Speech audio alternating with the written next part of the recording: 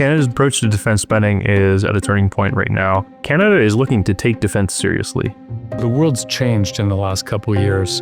For one thing, technology has suddenly asserted itself. At the same time, the United States has started to withdraw. Canada's defense spending is now in focus. And there's a growing recognition that if we invest in the defense, that's a strategic lever. So it can bolster our economic welfare, it can bolster our military posture, and it can build long-term economic resilience. For the better part of the 20th century, scholars and practitioners were trying to understand the relationship between guns and butter. The peace dividend was one explanation. If you spend less on guns, you can spend more on butter. This has changed in the move from peace dividend to defense dividend. The argument is that these new investments in defense, especially in high-value emerging technology research and development, will bring benefits. Canada has, for a number of years, fallen short of the NATO target of 2%. That target is now 5%. And so Canada is looking at now essentially tripling its defense spending. So for Canada, if we project this out where it's 5%, that is commensurate with a budget of $150 billion by 2035. The only way to go from 2% to 5% is to enact a radical, generational change in the way that we think about defense and in the scope of Canada's ambition in defense spending.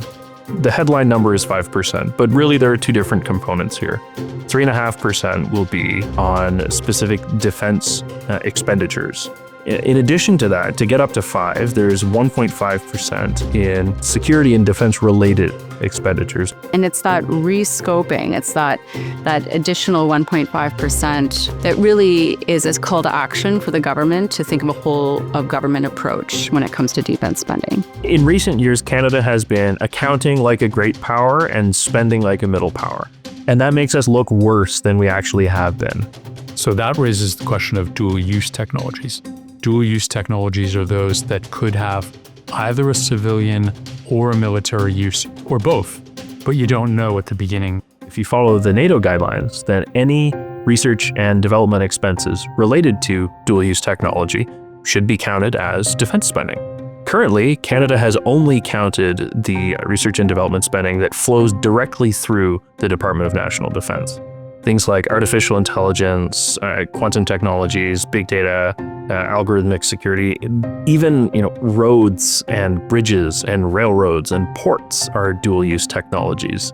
They might not be emerging technologies in the same way as quantum magnetometry, but they are still important in providing the infrastructure that civilians and military actors rely on every day.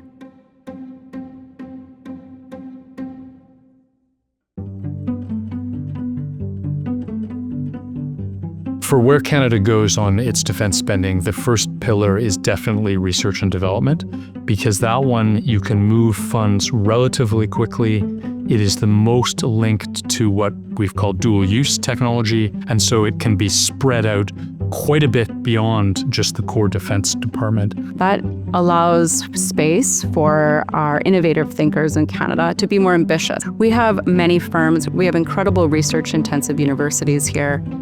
And if we were to mobilize that and unlock that, we have the research chops. We can start companies. So this is where government can step in a catalytic role. When you have a very conservative approach to accounting and research funding, you want to bet on the right horse, but that means you're going to miss a lot of the surprises. Militaries have a whole different cost and incentive structure. They want the most cutting edge, and they're willing to pay for the research and development costs that it takes to get you there. So there's a benefit to economic development, but there's also a benefit to consumers.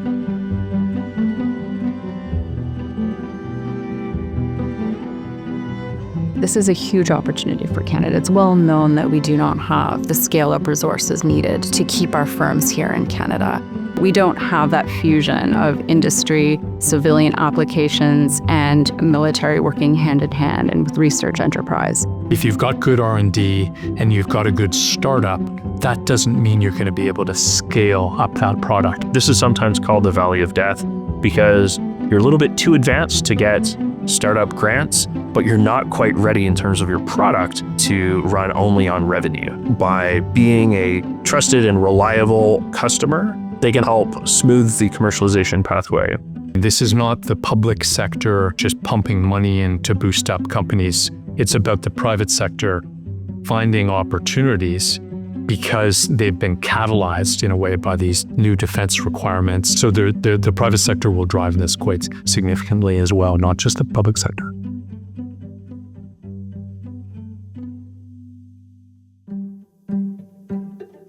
The idea of having stronger intellectual property support for startup communities is really that you want your innovators to focus on innovation. When you don't own the IP, it makes it easier for those kinds of intangible assets to leave the country and make money for other companies, for companies based in other countries, and ultimately to raise the standard of living for other societies. It's no secret that cyber attacks are targeting research-intensive universities. In such a high-paced industry, people want to steal homework when they can. It's difficult to get this right because of the delicate balance that one needs to play in terms of protecting your research and protecting against cyber espionage, and at the same time seizing the incentives around economic prosperity and ensuring that you're competitive in a global landscape and you've allowed innovation to flourish.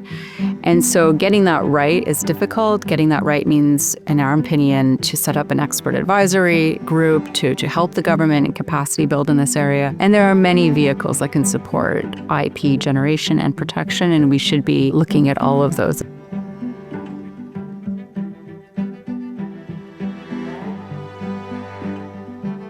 Canada is not the leading power in the world, military speaking. We need to be coordinating with others. We need to be co-investing. We need to think about joint procurement. No one is going to hire all of the best scientists in the world and put them in a room, but we don't need to do that. The way that NATO is set up right now is it's very open for some joint defense spending initiatives, and these could relate into research and development, but it could also, probably more significantly for Canada, relate to some procurement. But now we're positioning our firms to be interoperable, to be tested by military end users as part of the NATO alliance, and you've now just opened access to, this is a 32-member alliance, so now you have technology that is capable of meeting the needs across NATO.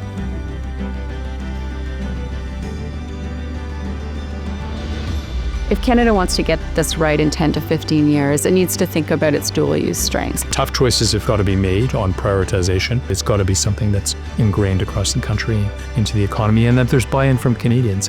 This is a hopeful story. We have the talent, we have the ideas. It's really about policy catching up to our times and making sure that the tools are there as Canada embarks on this new era of increased defense spending so that we extract as much benefit from that era as possible.